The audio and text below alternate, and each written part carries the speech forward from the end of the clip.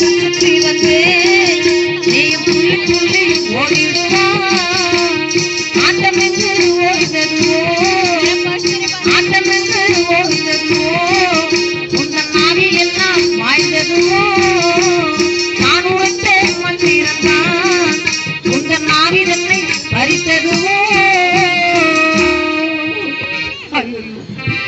என்னாலேயே இந்த துக்கத்தை தாங்க முடியவில்லை.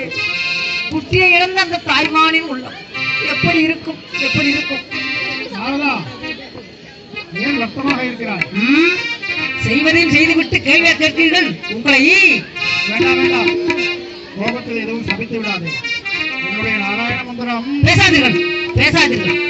மந்திரம் அது மந்திரம் வேலையற்று போய் இத்தனை காலமாக அதை சொல்லிக் கொண்டிருந்தேனே என்று ஆத்திரம் வருகிறது. அத்தோடு ஏன் ஒரு பயமும் வந்து விட்டது. தவறி போய் யாராவது வந்து நான் சொல்லிக் கொண்டிருந்த நாராயண மந்திரத்தை என் காதிலேயே